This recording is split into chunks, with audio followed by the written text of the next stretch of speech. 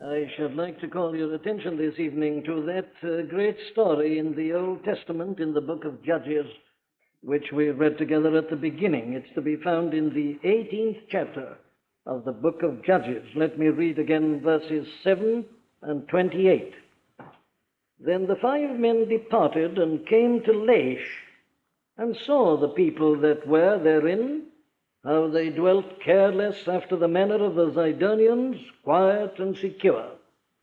And there was no magistrate in the land that might put them to shame in anything. And they were far from the Zidonians, and had no business with any man. And there was no deliverer, because it was far from Zidon, and they had no business with any man. And it was in the valley that lieth by Beth Rehob, and they built a city and dwelt therein. Now, there are two ultimate tests, I think you'll all agree, that can be applied to any view or teaching concerning life which offers itself to all of us and to the whole world this evening. I say there are two ultimate tests, and they are these. Is the teaching true? Is it true in and of itself? That should always be the first test.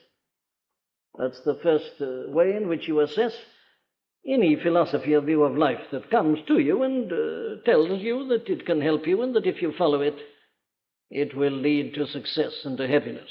The first thing is it true? Or is there something about it which at once leads you to suspect it? Something inherently and of necessity wrong. That's the first test, the test of truth. But there is a second test, and it arises out of the first test. Does it work? Does it succeed? Does it do what it claims to do? And in particular, is it something that helps you when you're in a crisis, when you find yourselves in danger and confronted by certain terrible, threatening possibilities? Now, I suggest that, putting it on the broadest base possible, we must all agree that those are the two most vital tests. Is the teaching true? And does it prove that it's true by leading to the results which it has promised? In other words, you start, you see, with this objective test of truth, then you follow with this pragmatic test as to whether or not it works and succeeds. Now, the Bible comes to us. Here it is. It was in this world before any of us were ever born. It's the oldest book in the world. Here it is, confronting everybody who is born into this life. And it confronts us with this challenge. It claims that it alone is the truth and contains the truth. And secondly, it claims that it and it alone succeeds and rarely is able to do for us what it promises to do for us. In other words, the claim of the Bible is that it and it alone is able to stand up to these two fundamental tests that we should all be applying to every view and theory of life that is offering itself to us at this present moment. Well, now, the Bible puts this view of life which it has before us, this claim that this alone is the truth concerning life and men and all that pertains to him, and that it alone can enable us to solve the problem of life and death and living and eternity and everything else. It puts all this before us in two main ways. One way is, of course, plain, objective, explicit teaching. There's a great deal of teaching in the Bible. You've got it in your 10 Commandments. You've got it in your Sermon on the Mount.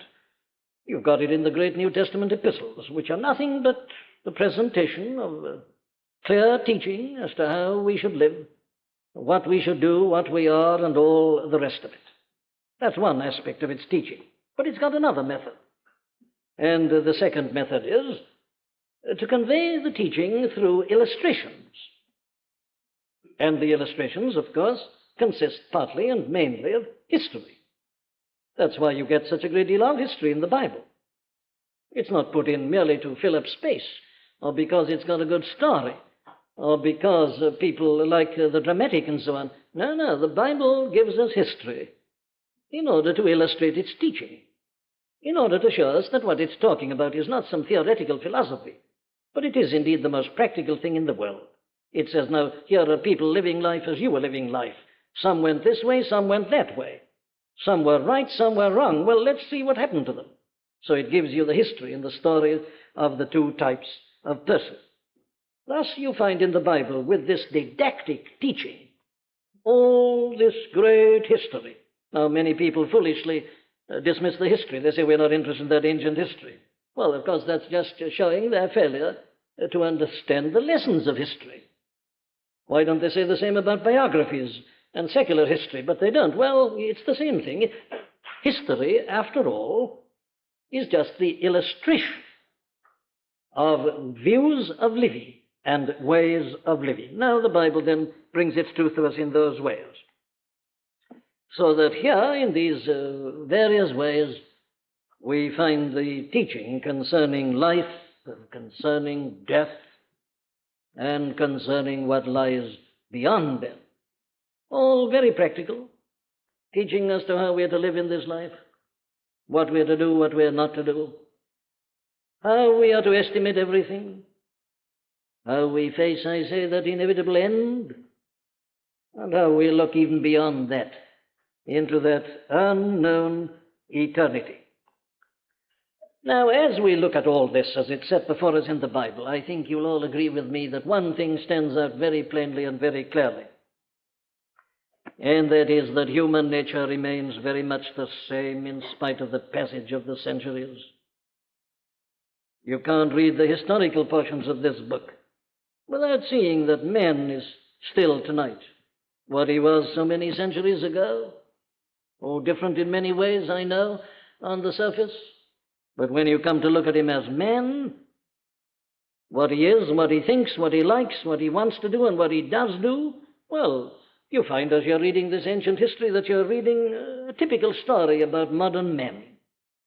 Now, I throw that out as a challenge. It is something that ought to be obvious to all of us, that man remains fundamentally and precisely what he has always been throughout the running centuries. Now, all that is illustrated, I think, very perfectly in this story that we're looking at together tonight. Here it is. It's a simple story. It's full of dramatic movement and intensity, but oh, the profound lessons that are put before us here, and which should come to us in the world as it is tonight, in its tension, its crisis, and all its insecurity, and faced as it is with all the terrible and the dread possibilities. I say it's a story that comes to us and just asks us to face, through its medium, some of the most vital and fundamental principles with regard to life and living and death and eternity. Now, the story is quite simple. Here are the children of Israel, you see. They've been brought into the promised land, and they're now supposed to go out and possess their various portions of the land that had been allotted to them. Now, the children of the tribe of Dan had been a little bit negligent in this respect, but now they wake up to the fact that there is certain land that they should be possessing, so they send out their spies. And these men went round, and suddenly they came across this place called Laish, and they were amazed immediately. It was a very good land, a very productive land, an ideal place to live. But they found that there were people living there, these Zidonians. A portion, at any rate, of these Zidonians. Here they found people living in a very carefree and careless manner. No fortifications for their cities at all. No magistrates. Just, they'd gone off on their own, this portion of the Zidonians. They'd left the main body of their people. They'd contracted out, as it were, and they'd come across this very pleasing and pleasant portion of land, and they had decided to live there. There they were living in this carefree manner, careless and secure, as we are told, and feeling that everything was all right. But unfortunately for them, as you remember the story tells us, the spies of the tribe of Dan saw the situation, and they hurried back as quickly as they could to tell their company that here was this land waiting to be possessed. They'd got nothing to do but to walk in, and it would be theirs. So they only sent 600 men. There was no need to send any more. And you remember the story goes on to tell us how they captured it with extreme ease. They just went there and they destroyed everything. They took the things which Micah had made and the priest which he had, and came into Laish unto a people that were at quiet and secure, and they smote them with the edge of the sword and burnt the city with fire. And there was no deliverer for these Zidonians, in other words, because it was far from Zidon, and they had no business with any men. So suddenly, their wonderful, pleasant life came to a tragic and a dramatic end. They were destroyed, and their city with them. And the land which they had been living in became the possession of the tribe of Dan. Well, now, that's the story. But you see what a lesson it has to teach us. What does it tell us? Well, what's its theme? Well, its theme is this. It is to show us the fallacy of a view of life, which at first seemed to be wonderful, delightful, indeed ideal, which seemed to offer us everything we could possibly desire, give it us all so easily and so freely. But a view of life which in the end turns out to be utterly and entirely wrong and ends in a tragic failure. That's its message. That's what it's doing in the Bible. It's here as an illustration of it. Of course, I could give you endless other illustrations of the same thing. This is one of those views of life that the Bible always warns us against. There's a right way and a wrong way. This is the wrong way. And this is so typical and so characteristic. That's the theme. The way in which we can fondly imagine that all is well and suddenly discover, when it's too late, that all was wrong. Well, now, my dear friends, I needn't waste your time in reminding you and indicating to you as to why I'm directing your attention to this. These are no days in which a man should be uncertain as to his view of life. As these Danites suddenly landed on this town of Laish, there are many things in this world that can suddenly land on us. And the question is, are we prepared for them? Where are we? Oh, I'm not just regaling you with an Old Testament story tonight. I'm calling attention to it, I say, because it's this great message of the Bible everywhere, calling us to consider and to think and to face the facts and to know exactly where we are and what we are doing, lest we suddenly likewise should be taken unawares and in a last frantic moment realize our utter error when it's too late to do anything about it. Now, you see, this then is a summary of the message of the whole Bible. The Bible is a book that comes to us with warning. Take heed, it says. Stop, consider. The Bible's a book that calls people to think. It isn't, you know, the sub stuff that people think it is. Here alone are you really challenged to think. It's a most disturbing book, the Bible. It's people who never read it who think that it's just some fairy tale. It isn't. It's a very disturbing book if you have eyes to read it and to see it and to know that it's speaking to you and about yourself. And now let's look together then at the story of these Zidonians in order that we may learn this great lesson. In their case, the trouble, it was mainly one of physical security. But of course it involved their view of life, as I'm saying. So the spiritual element came in, and it always does. But naturally I am most anxious to apply it this evening in a spiritual sense, because here is the whole truth about our life as we live it in this present, this passing world of time. Now then, what accounted for this disaster? Why does this story end on this tragic note? What was the matter with these Zidonians of whom we read here? Well, it doesn't need any special critical acumen to answer that question, surely. There are certain things that are obvious about this view of life. Here's the first. It was an utterly naive and oversimplified view of life. That's the first thing that strikes me about this. Look at these men. What is it? Well, here's the term, you see, that keeps on recurring. They were careless, they dwelt careless. Careless and secure. These spies went back and said, when ye go, ye shall come unto a people secure, and to a large land. For God hath given it into your hands, a place where there is no want of anything that is in the earth. But the point about them is that they were a careless and a secure people. They dwelt in a manner that was quiet and secure. Now, there is the significant term. What does it mean? Well, one of the translators in one of the versions puts it like this. He translates it as that they were complacently secure. That's the secret. They're complacently secure. What does it mean? Well, it was this. They'd gone off on their own. They'd seen this very good land. So they decided to break off from the main body of their own people and to settle there and to live there. In other words, they were breaking with a tradition. And having got there, they decided that they'd live in this way that they desire. No fortifications, no magistrates. Oh, you couldn't be bothered with that sort of thing. There was everything waiting for you. All you did was to go in, settle down, build your cities, enjoy yourselves, and everything would be all right. And they'd done so. And as you read the story, you feel, don't you, the note of self-confidence, the note of assurance. They were very proud of what they'd done. And of course, they felt very contemptuous with regard to the other peoples round and about them. There they were building their huge walls round their cities, building their fortifications. What are they wasting their energy for and wasting their time? It's unnecessary. This is the way to live. You don't need all that. That's been the trouble with life, that people have always gone on like that, each generation repeating what the former had done. Why don't they think, they said, this is the way to live?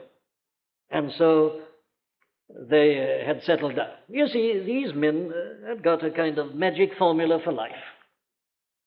Life, they said, is really quite simple. If you only face it in the right way, there's no need for all this fuss and bother. There's no need for all this teaching. There's no need for all these preparations against an unknown future. Oh, that's all nonsense. No, quite simple. They've got, I say, this magical formula. There's really no problem to solve at all. There was only one thing to do, and do that, and all would be well. And they'd done that. Now, there is the picture that is presented by these people. They're making a break with the past. The past and its message seem to them to be quite unnecessary and quite useless, so they ignore it altogether. They act as if nobody had ever really understood how to live and how to have a happy time until they'd arrived. Everything else done by the people round about them still and in the past was all wrong and was all foolish. Now, here's a very old story, isn't it? But don't you see in this a very perfect portrayal and representation of the view of life that is taken by so many at the present time? They seem to have a magic formula. There's no problem. There's no difficulty. They're not interested in what's been done in the past. They're 20th century people, after all. And the great thing is to break with the past. All these customs, what people have always done. No, they say that's been all wrong. You mustn't waste your time with that. This is the way to live. They're doing something that's never been done before. Everybody else is doing the same old thing that has always been done. They're not going to do that. They know. They've got an idea. They've got a theory. And they set out and they put it in practice. Everything else seems to be so wrong and so foolish. The world in the past has always had wars. But that's due to these statesmen, these politicians. They're all repeating what's always been done in the past. They're doing what's always been done in life. Now, we must have a complete break with all that. And the thing is quite simple. You've only got to do this, and everything's going to be all right. Oversimplification, I say. Naive. They don't seem to recognize that there are any difficulties at all. But everything seems plain sailing, quite simple. And all you do is to apply your magic formula, and all your difficulties will vanish. It's waiting for you. Step in, take it, there it is, and all will be happy. Now, that, I say, is the picture that is presented to us on the very surface here. What's your view of life, my friend? Do you hold this modern view that's so popular that the whole thing is really quite simple? That the problem of personal life is simple, and that the way of solving the international problems is really quite simple. All you've got to do is this. Everything will be all right. Is that it? Is that your view? Here's the first question we are bound to face. Because, you see, the whole message of this book is to say this, that life is not simple. That life indeed is very difficult. Oh, but you say that's depressing. No, it's not depressing. It's being truthful. It's being realistic. Of course, if you just want happiness, as these people did, you won't like this sort of thing. They didn't. That's why they were so impatient, you see, with everything that had come down from the past. Oh, no, they were not interested. This is the way to do it. They've got a blueprint. Utopia is available. Here's the blueprint. Enter in. All will be well. And they thought they'd got it. But you know, the Bible makes a great protest against all that. It's a very old book. And as I say, it's got this great history. It shows us that there have always been people who thought like that. But it also shows us the end of such people. In other words, the first principle we lay down is this, that life is not simple. The problem of life is not simple. The problem of individual life and living is not a simple thing. It's the most difficult thing of everything. You may be studying various subjects. You may be an undergraduate. You may be a postgraduate. You may be studying some problem in your work or business or profession. All right, and there are difficulties, I know, and things that can't be understood, and problems that often takes a good deal of unraveling and solving.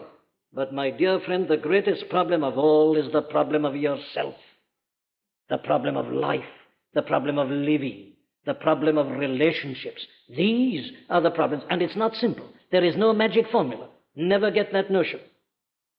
The whole message here is this, that it's not all quite easy and simple, and that you cannot start where everybody else has left off, and that there's something new about life, and that you've got the idea, and all you do is to apply it. The Bible gives the lie direct to all that, and tells us at the very beginning that any view of life which comes thus to us and says everything can be put right if we only do one thing is not only naive, it's oversimplifying the problem. It hasn't realized the great and the major difficulties. That's the first thing we notice about these people. Life is a profound matter. And all the problem of the world tonight is a very profound problem. Indeed, you see, the message of this book for me to anticipate is this, that this problem that you and I are confronted by is as great as this, that no human being could solve it. The whole human race couldn't solve it. All the learning and the understanding of all the greatest philosophers of all the countries has been inadequate. The problem is so great, it's so profound, that it needed the coming of the Son of God out of heaven into this world to take on human nature in order to deal with it. Here, then, is a superficial view of life. It's naive. It oversimplifies the problem. But let me look at the second point. You notice also that it's a very unworthy view of life. What do I mean? Well, I mean something like this. It's a very selfish view of life. You see what these people did? What they really did was to contract out of life. They left the main body of their fellow Zidonians. And here, you see, they found a land which was very fruitful, everything waiting for them. All you did was to go in and live on the fat of the land. It was there for you. So they cut themselves right off. You remember it's emphasized that they had no communication. There was no deliverer because it was far from Zidon, and they had no business with any man. They were not interested in that. They were interested only in themselves. And so they cut themselves off and divorced themselves from everybody else, simply out for themselves and what they could get. Oh, I mustn't stay with these points. But you see, this is a modern parable also, isn't it? This idea of contracting out of life, not being concerned about your responsibilities, but always an eye to the main chance, always thinking of self. Isn't life today becoming more selfish increasingly? I'm old enough to be able to say, yes, it is. I'm old enough to remember a time when there was a community sense and people thought of one another and helped one another. Children didn't regard their parents as a nuisance and as a kind of incubus and a burden to be carried. They felt a sense of responsibility for them. They'd received so much for them, they wanted to do something for them. They didn't contract out of it, nor parents from their children. But we're living in a generation which is contracting out of all these human relationships, and everybody's out for himself and herself. Well, I can't help it. I've got my life to live. That's the argument. And you see it working itself out, you see, in divorce and all the tragedy and the misery and the unhappiness that comes to countless thousands of people. But the argument is, why shouldn't I? It's my life. Why should I consider anybody else? That was the very principle governing these people. Cut themselves off, thinking only of themselves and their own well-being and their own happiness and their own pleasure. Nothing else at all. It's an unproductive life. It makes no contribution to the common life of men. It's so utterly self-centered, selfish, turned in upon itself. Its horizon begins and ends with itself. What can I get? How can I get the best? That's the principle. That's the kind of motive that is behind it all. And of course, when you come to consider what this self is seeking, you see still more clearly what an inadequate view of life it is. What were they seeking? Well, nothing but ease and security. And the security in order that they might have the ease. That is the principle. That's the guiding motive. They'd exalted happiness, pleasure, to the supreme position. Now, the learned philosophers throughout the century have dealt very often with this, you see. It's a sort of hedonism which puts happiness, pleasure, as the supreme goal. And what a man's out for is more and more of this. Well, it's commonly called having a good time, isn't it? This is the great business of life. What can I get out of it? How can I get the maximum pleasure out of it? How can I do the minimum amount of work and get the maximum return for it? Work's a nuisance. We want more leisure. We want more pleasure. Isn't this the mentality of the present world? We want a good time. We want a happy time. We want to let ourselves go. Everything else is more or less an encumbrance and a nuisance and an annoyance. That was the motive behind these people. If you lived with the others and if you went on with the old way of living, well, you had to do certain things and you were held responsible for certain things. But here, this is a carefree life. None of that nonsense. You just let yourself go and here's everything for you. You've never had it so good. Here's a land, as it were, flowing with milk and honey, and you've got it. There's no need to do anything but take your fill and enjoy it. Pleasure. Pleasure-seeking. Pleasure-enjoying. This was their life. This was what they wanted. This is what they coveted. This was the thing for which they'd gone in. What's your motive in life, my friend? What are you out for? What's your view of work? What is life? What are you expecting from it? What do you ask of it? There's no doubt at all today that the world, speaking generally, and all the nations are back in this position. And proud of it, proud of what it's got. Never had so much of it. Never had so much pleasure. Never had so much money to buy pleasure. Everything is turned in this direction. Oh, there's little talk about great principles. Little talk about making life better and nobler. People are no longer interested in these things. There was a time when they discussed them, they liked listening to addresses and speeches concerning them, but all that's gone. You don't get it in politics even today. It's all on this economic matter, and what's that for? Well, that I may have more money to get more pleasure. Pleasure has become the god. Ease and pleasure and having more and more of it and our fill of it. This is the thing which men and women are seeking. That's why I say that it's such a poor view of life. Not only naive, doesn't only oversimplify the problem, But what it's out for is so base, it's so unworthy, it's so inadequate. But then go on, look at the next thing, and that is the lawlessness that characterizes it. There you've got it in verse 7. The 5 men departed and came to Laish, and saw the people that were therein, how they dwelt careless, after the manner of the Zidonians, quiet and secure, and there was no magistrate in the land that might put them to shame in anything. No magistrates.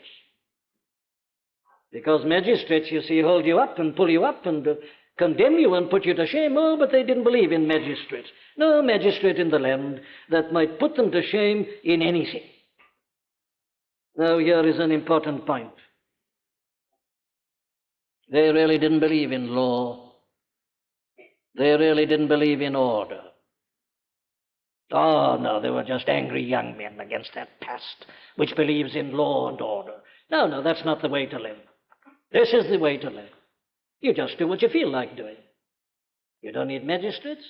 That implies that there's a code of law, that there's a standard, that there's an ethical, moral standard by which life is to be judged, and you can be called to book, and you can be punished if you fail in certain... But out with it all. It's all wrong. That belongs to the past. That's not the way to live. Get rid of all that. Let people do what they feel like doing. Let them do what they want to do. Let them obey their impulses. Of course, there's been all this shibboleth of religion, all this incubus of Christianity, which has kept people down, Puritanism, some of them call it, and it's always against this, and it's always prohibiting this and that, and it's got its taboos. But all that belongs to the infancy of the race. All that is childish. That's nonsense. Now, you see, you must make a break with all that. Get right away from it. Have no communications with that. Set up on your own. Walk out of a marriage if you like, and do anything you like, and why shouldn't you? That's the argument. Why shouldn't I? Well, that was how it worked, you see, so long ago. Your modern people are not as modern as they think. It was all done way back in the time of the judges. There's nothing new under the sun. Man doesn't change at all. People have been doing this periodically throughout the running ages. What is regarded as the height of modernity today is just going right back to this Old Testament incident. This is the view that says that every man is a law unto himself. This is a view that says that you shouldn't undertake any responsibilities at all. If you feel like a change, well, have it. And you mustn't be pointed at, and you mustn't be called to book because of it. No, there is nothing outside men that really is of value, nothing that we should recognize outside ourselves. We are to express ourselves. We've got a personality. We are as we are. Well, then let's live as we are. Let's put it into operation. Every man for himself. Every man doing what he wants to do. And no authority at all. No discipline. Nothing to hold us down. Nothing to condemn us. That's the ideal life. And the only thing that is of importance is that we should be allowed to go on doing this. So, you see, let's join the movement that banishes war in order that we can go on living like that. The two things go together. Careless, at ease, feeling quite secure. Just going on in that kind of way, but oh, what an unworthy view of life. Back to the jungle. There was no king in Israel at that time, and they were doing very much the same thing, though they were the people of God. And you see the chaos that it leads to in their case as well as in the case of these Zidonians. It always leads to chaos. And life becomes a muddle, and you don't know where you are. There are no principles governing anything at all. But every man does what he wants to do. We all become animals, and we give rein to our lusts and desires and passions. And why shouldn't we say? And we are not going to be condemned by these external authorities, no magistrates. There are many living that sort of life tonight. The world, indeed, has teeming masses of people who are living according to that very philosophy.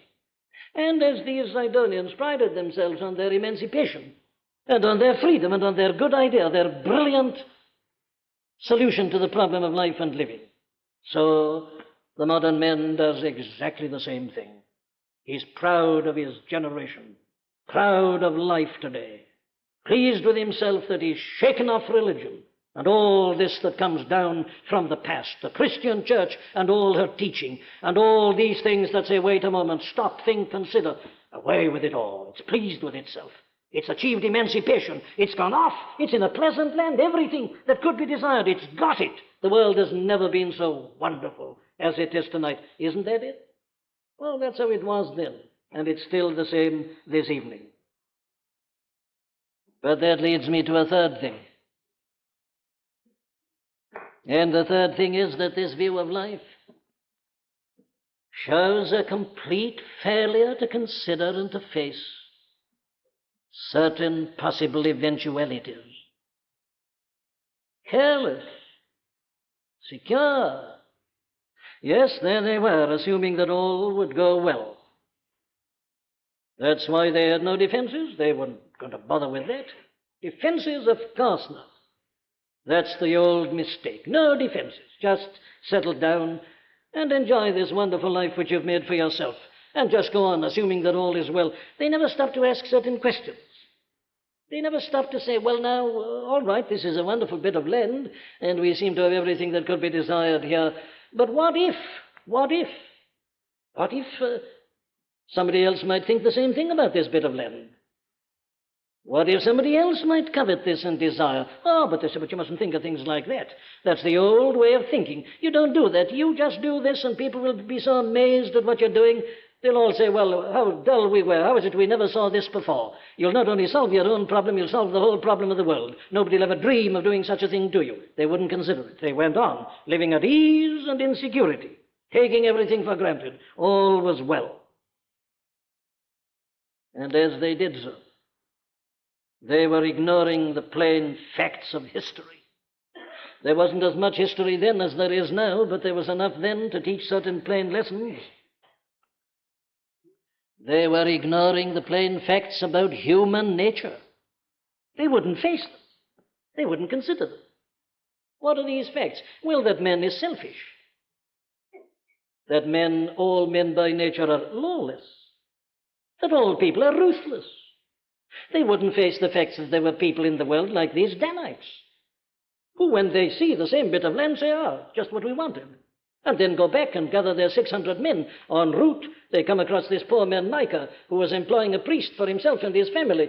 And they take hold of him as well, commandeer him, and go on. But they shouldn't do that. You say, but I know they shouldn't do it, but they do that sort of thing. That's the kind of thing the Sidonians never faced. They didn't stop and consider that people are like that. And that because people are like that, they're liable at any moment to come along and try and grab this thing and take it from you. They never looked at it at all. They wouldn't face it. And isn't it still the same tonight? There is still this same fatal belief in the essential goodness of man. That's why people think that they can solve their problems still. That is why they hold on frantically to the things that have been tried so long and proved to be an utter failure. There is still a belief in this modern world in the essential goodness of men. There is still this fatal belief in the essential value of a moral gesture. You see, there were people who really did believe that if you only went and talked nicely to Hitler, that he'd agree with you. The mistake was to oppose him. The thing to do with a man like Hitler is to go and speak nicely to him. And he'll be so amazed at your moral gesture. He'll banish all his armies and his navies, and he'll say, I'm sorry, I hadn't thought of that before. They really believed that, and they still believe that kind of thing. They believe that on the international level. There are people who believe that the whole problem of the world tonight can be solved so easily. We've only got to make a moral gesture. And the whole world will stand back and say, well, fancy, nobody ever thought of that before. We must all do the same thing, and there'll be never another war, and we'll all live happily ever afterwards. What's it due to? Oh, it's just due to a complete failure to understand the truth about human nature. It's just this tragic failure to realize that man is a sinner, and a selfish sinner, and a brutal sinner, and a ruthless sinner. When he wants a thing, he'll get it, as these Danites did. He doesn't care what he stops at. If he wants a thing, he's out for it, and he's going to get it. He may have to trample on people like this poor Micah, which means innocent children who've never done any wrong. He'll trample on their love. He'll break up their security in life. He'll trample on their little love in order to get what he wants. They won't face that. So they believe, you see, that it's Just a matter of going on, being nice and good and pleasant, having no magistrates, no law and order. You don't need it. Trust the people, trust their instincts. And this radical failure, I say, to face these fundamental truths concerning men and concerning the whole world. But it's equally true individually. My dear friend, let me ask you a few simple, straight questions. Have you ever faced your own inherent sinfulness? Why are we all as we are by nature? Why this selfish view of life? Why this longing for mere ease and gratification of ideas? What's the matter with us? Have you ever thought of that? Can't you see that the world is as it is tonight because every one of us individually is as we are? Each one of us is. Man or woman, it doesn't matter. See, don't think in nations, think in terms of yourself. Nations are but the individual writ large. And nations have desire and will stop at nothing and are ruthless because this principle of evil and of sin is in them. It's in every one of us by nature. The world is as it is tonight because men and women won't face the fact of their own sinfulness. They won't face the fact of death. They only think of the present moment, the hour of enjoyment, things as they are now, as these people were there, quiet and secure, living a life of ease, everything going well, marvelous, solved the problem. Fools still trying in the old way, living for the moment, and it seemed so marvelous. But they hadn't looked ahead, they hadn't looked to an end that was coming. They'd never faced the fact of death, and still less do they face the fact of God and the fact of judgment. The whole world today is contracting out of life, turning its back upon God and persuading itself there isn't a God. Because nothing's happened, they're sure there isn't a God. They've just turned their backs, they've broken off connection, exactly like these Zidonians have done. And thus I say they are living for the present hour. My dear friend, do you consider consequences? Do you consider possible eventualities? Do you ever stop to look ahead and to look forward? It was because they failed to do so and refused to do so and prided themselves on their refusal to do so that these people ended in such a tragic manner, which brings me to my last word. You see the result of it all. There it is, the wonderful life. Couldn't be better. Never had it so good. The world is perfect. Never has there been such advance. Look at it. Everything we could desire, and all for nothing and so easily. What a life. How wonderful. But suddenly there's an eye. And the 600 Danites are approaching. And they're well armed and they're ready. And suddenly these careless, defenseless people are overwhelmed and are slaughtered. And their city is burnt to the ground. No appeals that they made to them could avail them anything. No pleading for quarter. No, it wasn't listened to. But not only that, you see, there was nothing that they could do. They couldn't send for their fellow Zidonians. They were too far away from them. They'd gone off, they'd contracted out, and they'd maintained no lines of communication at all. In the moment of their agony, their crisis, when the enemy comes, they're left to themselves. There's nothing they can do. There's no one to turn to. There was no deliverer. They were utterly cut off in all directions because it was far from Zidon, and they had no business with any man. The self-contained life, the isolated life, this life that goes out on its own, no business with any man, suddenly finds the absence and the loss of all this. It's bereft of everything, and it's left alone in its agony and its crisis. And there's no one to cry to, and there is nothing to do. And suddenly, they found that all that they'd believed and all they'd stood for proved to be completely and entirely wrong. And they were overwhelmed with disaster. Where's our world this evening? Never been so prosperous, never appeared to be so wonderful. How far is it, I wonder, from this position? But, my dear friend, where are you? I start with you. It's the individual that matters. Let's face the facts. Let's learn the lessons which are taught us here so plainly in the case of these Zidonians. What's the first thing we've got to do? Well, it's to face the facts. Look at life as it is. Get rid of your fairy tales, your idealistic views. Get rid of this oversimplification, this idealization. Face the facts of life. Why, I'm almost tempted to say that if you don't take the truth as it's given in the Bible, read your own modern novels, these psychological novels of yours, and see what human nature really is. It's there. Why not face it? And see that this same thing is in you. It's in all of us by nature. And then realize this, that we are not fit to decide how to live. We are not competent to do so. Don't cut yourself off from the past. The world's a very old place. Human nature's a very old thing. Start, I say, not by turning your back upon the past and saying, I'm 20th century, I'm 1961, I know. I say you just do this. It's been said so often before, and it's always led to disaster. Learn the lessons of history and of the past.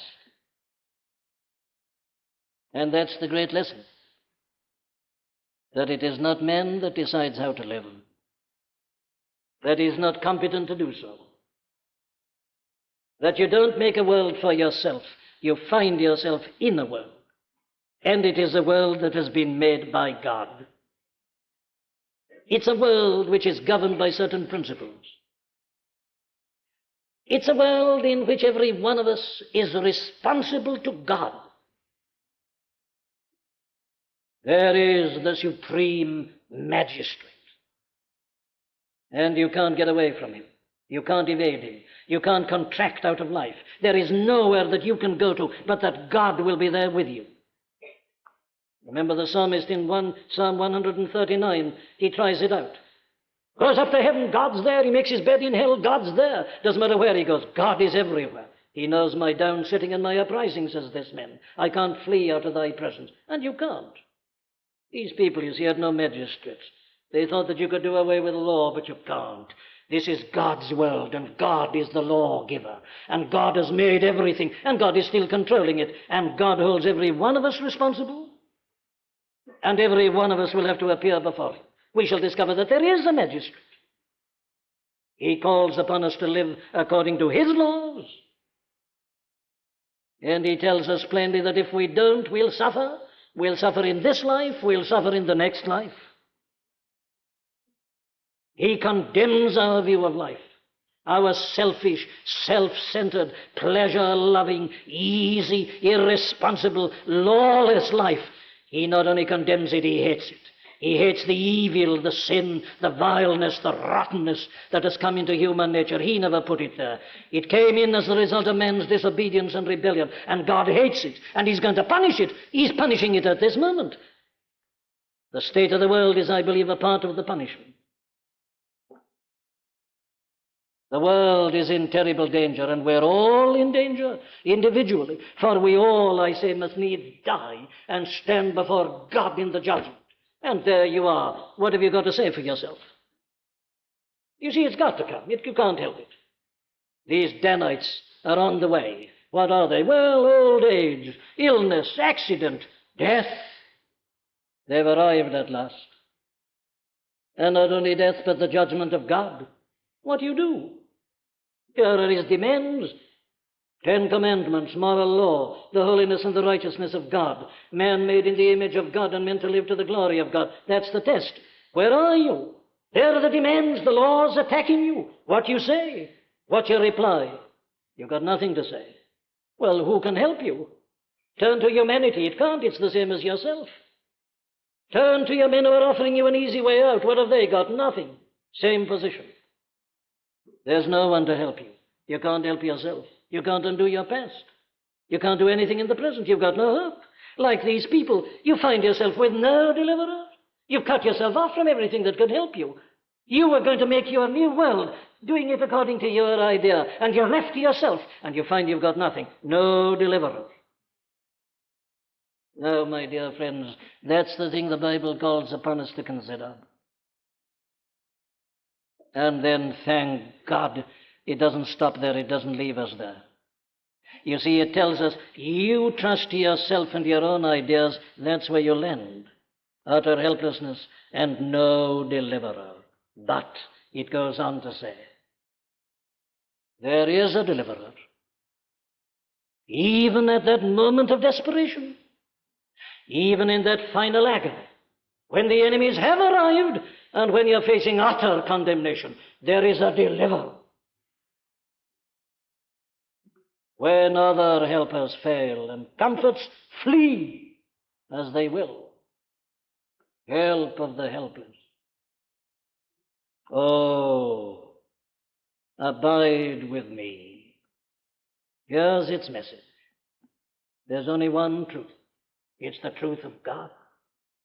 The truth that tells us that we're all sinners and condemned and worthy of the condemnation.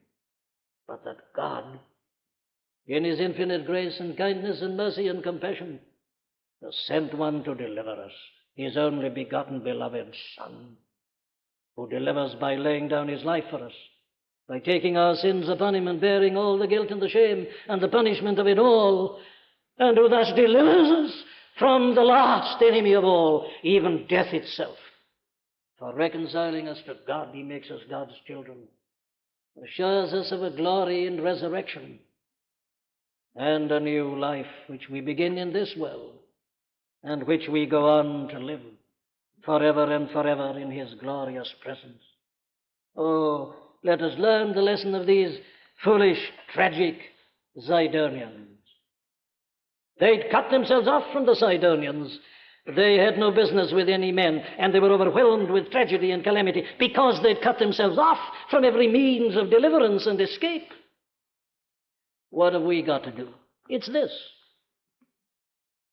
Get into contact with the only one who can deliver you, the Son of God, your Lord and Savior Jesus Christ. Get into contact with him.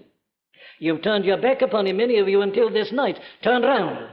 Get into contact with him. There's still time. The enemies haven't arrived yet. Get into contact with the deliverer. He's a strong deliverer. He's conquered your enemies already. Get into contact with him.